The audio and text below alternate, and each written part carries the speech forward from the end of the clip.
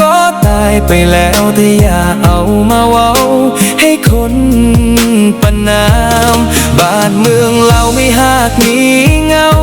ในยินว่าเจ้าเป็นเพชรเป็นผีเฮ็ดแนวมันบอดีซากันทั้งโลกอย่าพากันอุปโลกเฮ็ดเป็นคนพาลเมืองปากเสตั้งมานานบูหานพากันสร้างก่อบ่แม่นบ้านคงพ่อคงเจ้าสอนใส่สิมาเปลี่ยนไปตามอารมณ์ของเจ้าภาษาสนเขาว่ามันบ่ดีตายเป็นผียิ่งเมาดูว่าเจ้าสิมาประกาศห้องโหเบาๆนี่มันแม่นเมืองลาวบ่แม่นเมืองเวียนโอ้สอนสายเวียนทองฟังในบุญคุณแผ่นดินอย่าลืมนายจอยปากเสตั้งมานานอย่าเปลี่ยนมันไปตามใจพวกเจ้าคำตายเป็นผีให้ไปพุดไฟเกิดยากับกายเป็นมาก็ควรสาวบ้านแต่ซาสนขัดข้างว่าพิษฮีติดข้องบ้านมึงสิเศร้ามองย้อนใหญ่ถึงสี่ลำบากหรือมีน้ำ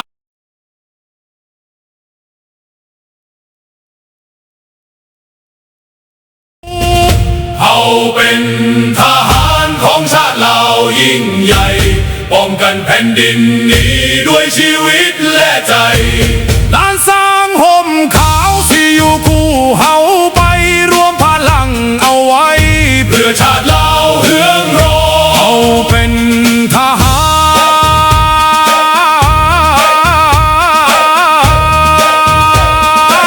รของชาติเรายิ่งใหญ่ป้องกันแผ่นดินนี้ด้วยชีวิตและใจ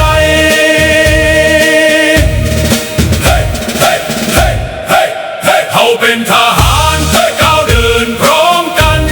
ทหารเหล่านั้นบ่ยอมแพ้ผู้ใด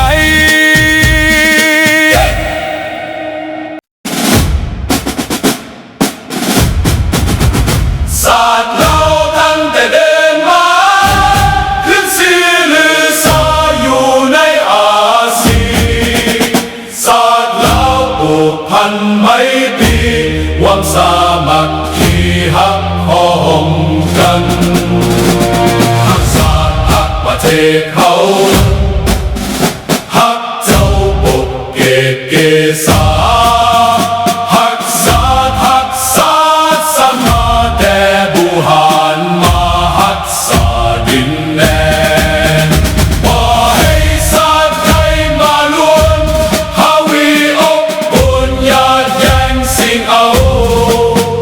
ให้คืนเข้ามาลู่วุ่นวายสู้จนตัวตายต้านทานศัตรูสวยเสพสู้เลือดเนื้อเสียเมาฟื้นฟูผู้เอาบรรเทาทุกข์กันหักศาสตร์หักศาสนาแต่โบหารมาหักษาดินแดน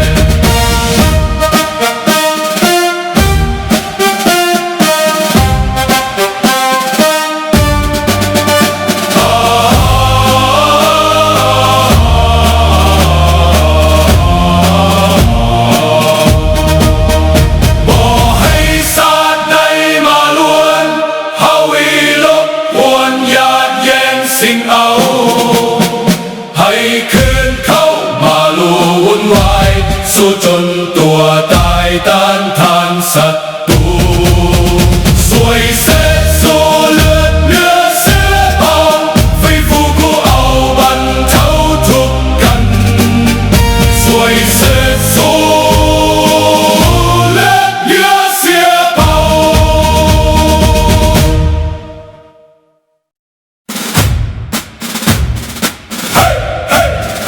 เราเดินพร้อมกัน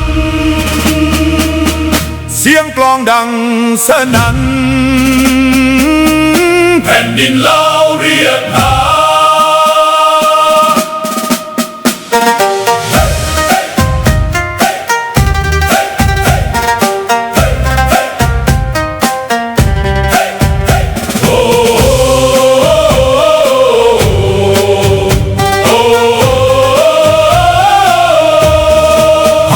ชายไว้ลายชายศาสตร์ทหาร ยืนหยัดเคียงข้างกันบ่หวันภัยใด เลือดเนื้อเฮานี้ มอบให้แผ่นดินลาวล้านสร้างหุ่มขาว เฮาสิหักษาไว้ เสียงแคนดังก้องฟ้าไกลยังได้ยิน หัวใจ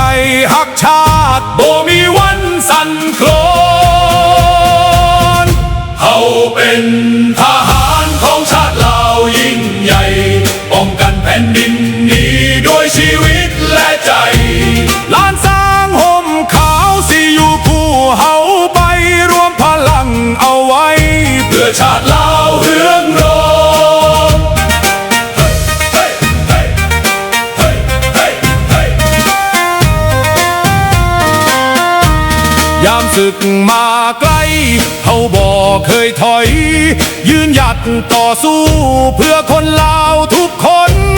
จากภูเขาสูงถึงลำน้ำโขงทุกตารางแผ่นดิน เฮาสิหักษาไว้ คำสัตย์สาบานดังก้องในใจ เกิดเป็นลูกผู้ชายต้องหักชาติยิ่งใหญ่ ถึงสิลำบากหรือมีน้ำตา กะสิยืนหยัดเพื่อลาวของเฮา เฮาเป็นทหารของชาติลาวยิ่งใหญ่ ป้องกันแผ่นดินนี้ด้วยชีวิตและใจ ล้านสร้างห่มขาวสิอยู่คู่เฮาไปรวมพลังเอาไว้ เพื่อชาติลาวเรืองรอ เฮางเป็นทหา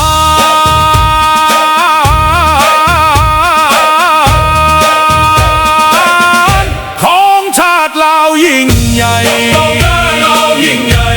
ป้องกันแผ่นดินนี้ ด้วยชีวิตและใจ เฮ้ยเฮ้ยเฮ้ยเฮ้ยเฮ้ยเฮาเป็นทหารเฮ้ยก้าวเดินพร้อมกันเฮ้ย ทหารเหล่านั้นบ่ยอมแพ้ผู้ใด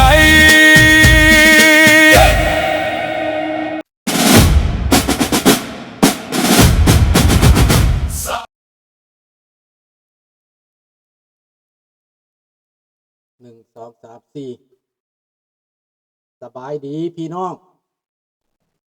ลูกหลานคนลาวคนไทยอยู่ไสก็แล้วแต่ที่หักหอมเสรีภาพและประชาธิปไตยทุกท่านพี่น้อง ยินดีต้อนรับทุกท่านเข้าสู่รายการเสียงประชาชนลาว Voice of the Lao People Welcome to everyone Bienvenue à toutes et à tous สวัสดีครับสบายดีพี่น้อง Good morning Bonjour สบายดีบุญยอดสบายดีน้องจันทวีสบายดีเซียวนายสบายดีทุกท่านเนาะพี่น้องเนาะที่บริกล่าวสื่อกล่าวน้ำก็ขอสบายดีเบิดทุกท่านมาพบมาพอกันอีกตามเคยพี่น้องวันอาทิตย์มื้อนี้มื้ออื่นวันจันทร์ก็ยังออกรายการอยู่ แต่วันคารนั่นขอพักเด้อพี่น้องขอพักวันคารแต่จะถ่ายว่าจะถ่ายรูปหลังจากแล้วแล้วจะถ่ายรวมไม่เบิ่งเบิดว่าเฮ็ดแล้วคันใดก็คือไปไฟโน่มื้ออื่นมื้อวันจันทร์วันคารไหมวันคารมื้ออื่นยังพักอยู่วันคารแล้วก็จะไปปูพื้นใส่ค้างปูพื้นเฮ็ดห้องน้ำท่านได้วางก็มาเด้อวันคารเด้อพี่น้องเด้อมาออกแรงงานช่วยกันผู้ใดที่วางเนาะผู้อาวุโสทั้งหลายที่มาหรือว่ามาร่วมมวลกันก็ได้พี่น้องสบายดีน้องจันทวีน้องธนพรสบายดีเบิดทุกคนเด้อสบายดีทอนอะไรมาแล้วเด้อพี่น้องก็มาเอาบุญน้ำกันออกแรงงานเนาะปูพื้นเฮ็ดห้องน้ำจะได้บุญได้กุศลหลายๆเด้อถ้าผู้ใดได้ยินแล้วก็มาบ่มีหยังมาร่วมกันเนาะเฮ็ดให้วัดให้ว่าสร้างสาไว้เพื่อลูกเพื่อหลานเฮาเกิดมาไผซ้อยมื้อนี้ประเด็นของเฮาก็จะมาเว้าเรื่องคนลาวรุ่นใหม่ส่วนใหญ่และยังหลงไหลในสังคมมวลซืนแบบบ่ฮู้อนาคตและชะตากรรมของตนเองข้าพเจ้าเห็นเฟซเห็นคลิปอันหนึ่งที่ต่อว่าต่อขานข้าพเจ้ามาชื่อว่ามีนามีไซมีนามีไซ เฟซเพิ่นน่ะแต่ไปเบิ่งแล้วหั่นข้าพเจ้าว่าเป็นคนเกิดปี2003ก็เป็นเด็กน้อยสบายดีพลกีฬาเป็นเด็กน้อยคันสิว่าแล้วบ่ซ้ำลูกข้าพเจ้าเกิด2003มาก็เกิดนี่นะอายุก็จะได้ปะ22 23ปีอายุ23ปีประมาณนั้นแล้วตอบโต้ข้าพเจ้าจะเล่าหน่อยหนึ่งเนาะแล้วตอบโต้ข้าพเจ้านี้แล้วถ่ายรูปรถไฟฟังเด้อพี่น้องข้าพเจ้าสิตอบความคิดของคนอยู่ลาวแล้วถ่ายรูปรถไฟที่ว่ารถไฟของลาวเฮานี่แหละรถไฟที่แล่นอันเวียงจันทน์นั่นเมืองจีนนี่นะแล้วถ่ายรูปตึกสูงของพวกจีนน่ะนะและห้านค่าต่างๆแล้วถ่ายมาข้าพเจ้าเบิ่งแล้วก็บอกว่าตั้งแต่ในเมืองถึงบ้านนอกเจริญหมดเพิ่นเราบอกเราเว้าได้น้องจันทวีเราเว้าว่าตั้งแต่ในเมืองฮอดบ้านนอกฮู้เฮือกไปทุกบ่อนทุกที่แล้วเว้าเราว่าตาข้าพเจ้าบ่เห็นเด้แล้วสิว่าข้าพเจ้าบ่ฮู้เด้แล้วสิคิดว่าข้าพเจ้าสะออนตึกสูงๆข้าพเจ้าสะออนรถไฟประเภทนี้คนลาวบ่เข้าใจว่าเฮาอยู่ต่างประเทศนี่นะมันเจริญกว่าประเทศลาว100 เท่าพันเท่าแล้วตึกสูงๆเฮาก็ยิ่งเบื่อมันแล้วแต่ว่าตึกสูงๆในต่างประเทศมันเป็นของเขาเองได้มันเป็นของชาติเขาเองแล้วก็รถไฟก็เป็นของเขาเองหนทางก็เป็นของเขาเองเขาสร้างด้วยอำนาจด้วยรัฐบาลด้วยเงินคือเขาเองสบายดีพวกเขามาใหม่ทุกท่านเนาะข้าพเจ้าสิอธิบายและตอบโต้ลูกหลานจักบาทเด้ออันในต่างประเทศนั่นน่ะจนเฮาเบื่อแล้วว่าซั่นไปเฮาเห็นนั่นน่ะเฮาบ่อยากเห็นแล้วตึกสูงๆเฮาอยากเห็นหยังเฮาอยากเห็นนี่ทางหลังข้าพเจ้านี่นะเฮาอยากเห็นป่าไม้ภูเขาแม่น้ำลำธารที่สะอาดกินได้นอนได้อยู่ได้ปราศจากมลพิษภูป่าหน้าน้ำอยู่ในแม่น้ำลำธารน้ำใสกินได้ป่าไม้นอนได้หายใจสะดวกสิ่งที่เฮาอยากเห็นแม่ตัวนั้นสิ่งที่เฮาสะออนแม่ตัวนั้นข้าเจ้าบ่จักคุณค่าของข้าเจ้าว่าคนต่างประเทศอยากไปเที่ยวเบิ่งตึกสูงๆเชิญมึงมาแม่เพิ่นว่าเชิญมาเบิ่งแหน่มามื่นตาเบิ่งแหน่เมืองลาวเพิ่นว่าเฮานี่อยากไปเห็นตึกสูงๆฮัมเบอร์เกอร์ก็มีแมคโดนัลด์ก็มีเพิ่นว่าสตาร์บัคก็มีอยู่เมืองลาวเพิ่นว่าเมืองลาวเพิ่นมีเบิดทุกอย่างได้ธนาคารเพิ่นก็มีสบายดีเวียงไสข้าพเจ้าก็เลยบอกไปว่ามันแบบเดียวกับข้าพเจ้าไปยามพี่น้องข้าพเจ้าอยู่เมืองไทยน้องข้าพเจ้าลูกน้าสาวเขาก็ว่ารับต้อนข้าพเจ้าดีที่สุดพาข้าพเจ้าไปกินร้านอาหารหรูเลยแม่นหยังแม่นแฮมเบอร์เกอร์ว่าหรูสุดแหละและก็ภัตตาคารที่ว่าเป็นของต่างประเทศอาหารต่างประเทศสเต็ก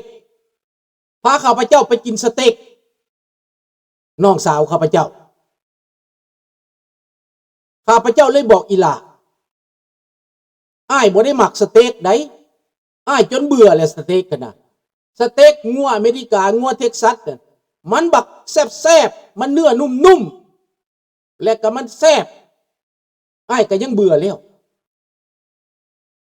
และแฮมเบอร์เกอร์ก็ยิ่งไกลและยิ่งเบื่อแล้วเป็นอาหารสั้นต่ำของข้าพเจ้าแล้วอยู่ในต่างประเทศนี่นะแฮมเบอร์เกอร์นะเป็นอาหารที่ข้าพเจ้าบ่อยากแล้วมันเบื่อแล้วเป็นอาหารที่ว่าคนขี้ข้านอยากโดนปีหนึ่งกินเทื่อหนึ่ง2 เทื่อแฮมเบอร์เกอร์เห็นบอกแต่ไปเมืองลาวเมืองไทยข้าเจ้าบอกคือแต่เฮาว่ารับต้อนคนต่างประเทศต้องแม่นแฮมเบอร์เกอร์สเต็กไปซื้อสเต็กห้านสเต็กแพงที่สุด